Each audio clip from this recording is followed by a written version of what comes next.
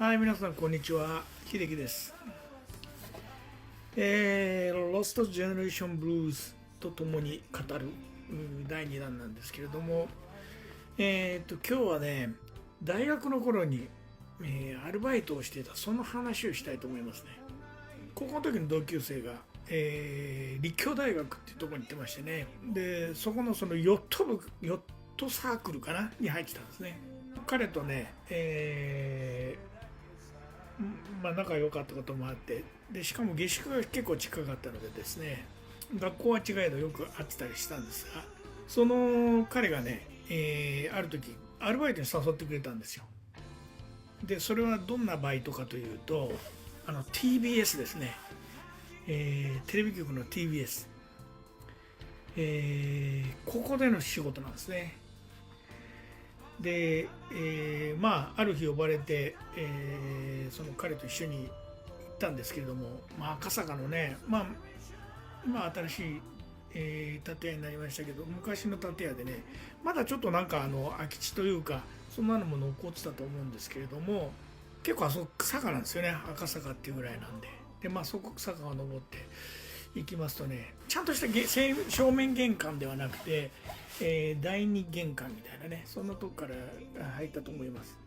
ですぐそこにね、ビデオ部っていうのがありましてね、でそのビデオ部入りますとね、なんかもう倉庫みたいなところなんですね。会議室に全部そのビデオ機材をね置いたようなところで、一人だけその社員でビデオ部長っていうのがいるんですよ。ちょっと小男でね、もうどうだろうな、年の子でと50ぐらい言ってたんですかね。ちょっと言い方悪いですけど、テレビ局の華やかさにあってちょっと似合わない感じの、どっちかと窓際みたいな感じでいたのかな。その部長が1人で、あとみんなその立教大学の、ヨット部のイケメンばっかりなんですよ。それもね、1日で2人3人みたいな感じだと思いますね。でどんな仕事かというと、当時ね、TBS というのはね、ドラマで人気が出てましてね、有名なところでいうとね、あの頃男女7人夏物語っていうね、明石家さんまだとか大竹しのぶとか出てた、すごい、当時すごい人気のあった番組ですよね。時代にマッチした人気のあった絵なんですけれども、その番組を当時初の試みだったのかな。要するにその、ビデオ化してでビデオで売るという、そういう商売を TBS 考えたんですね。当時ね、どこの家にもそのビデオテープ、ビデオというのがありましてね、これは今の人は分かんないんだけど、 VHS っていうタイプとベータと、これ電機メーカーによってその意地の張り合いで規格が統一にならなかったっていうね、そういうあれなんですけれども、でそれを結局家のホームビデオで見て、テレビでいつでもこう見たい時にその好きなドラマが見れると、こういう新しい、商品だったんですね。いいバイトなんですよ。やっぱり給料も高いね、テレビ局ですから、バイト代がいい。時間でね、どうだろう、1500円とか2000円とか、当時ね、家庭教師やってもそのぐらいだったと思うんですよね。でしかもめちゃくちゃ楽な仕事なんですよ。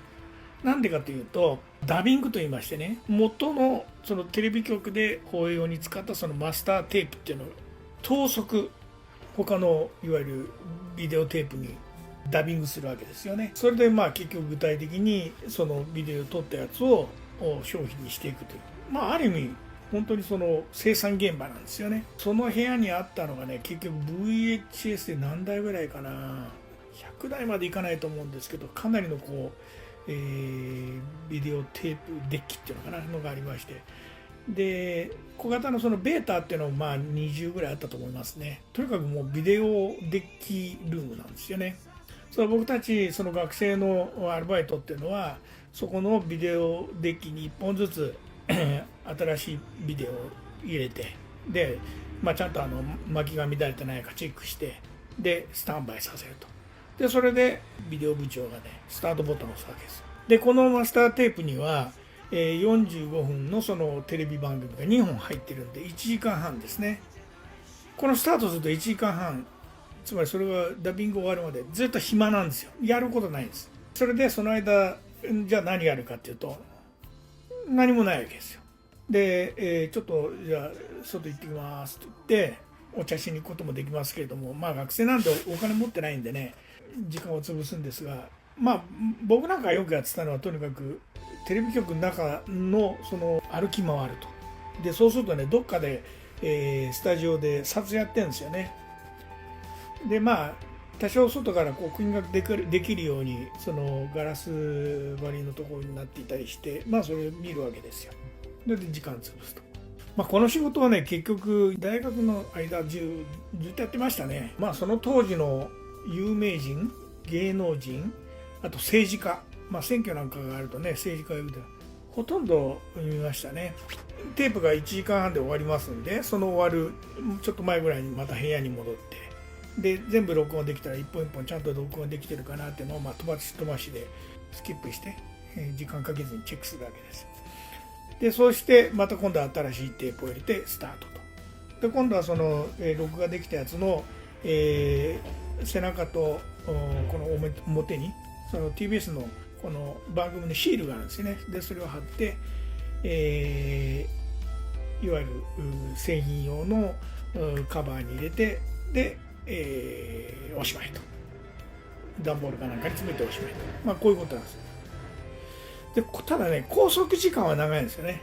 すべて1時間半単位でこの仕事が進んでいくんで、結局9時から5時までみたいなことはできなくて、でしかもその生産必要本数っていうのがあるので、大体終わるのが9時とか10時、遅い時では10時半11時っていう時があるんですよね。まあ、学生からすると残業手当も出るしハッピーなわけですよ。でしかもその TBS の食堂券っていうのは部長からもらえるわけですね。だからもう、TBS の食堂なんか面白いですよ。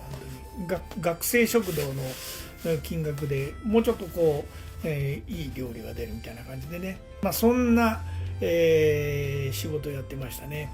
でまあその時に思いましたのがね、まあ、僕はその若い頃新聞配達なんかやってましてね、結構あれ大変なんですよ。朝早起きしなきゃいけないし、あと広告なんかもね当時その新聞に入れたりとか、まあそんなので安い、賃金で働いてたところを見ると、世の中ってこうやってなんか割のいい仕事ってのもあるんだなというのがあの時分かったですね。まあつまりそういういろんな情報をいろんなそのネットワークを持っている方がまあいろいろと生きていく上で有利なんだなとその時思いましたね。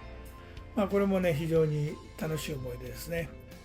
TBS のビデオのバイトと化石のような仕事ですけれども、まあそういう経験をしたというそういう話でした。じゃあまたお会いしましょう。When the night has come and the land is dark and the moon is the only light we'll see. No, I won't be afraid. No, I won't be afraid. Just as long as you stand by me. Stand by me. Stand by me. Oh, stand by me. Stand by me. Stand by me. Stand by me. Oh, stand by. Stand by me. If the sky were to look above, should tumble in a fall, or the mountain should crumble to the sea. No one cry, I won't cry, I won't shed a tears just as long. Stand by me. Stand by me. Stand by me. Oh, stand by me. Stand by me. Stand by me. Stand by me. Oh, stand by me. Stand by me. Stand by me. Stand by me. Oh, stand by me. Stand by me.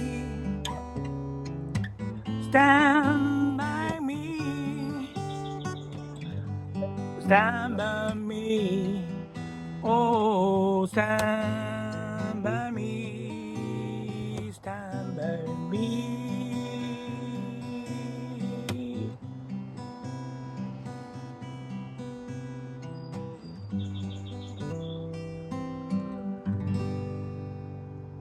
Stand by me.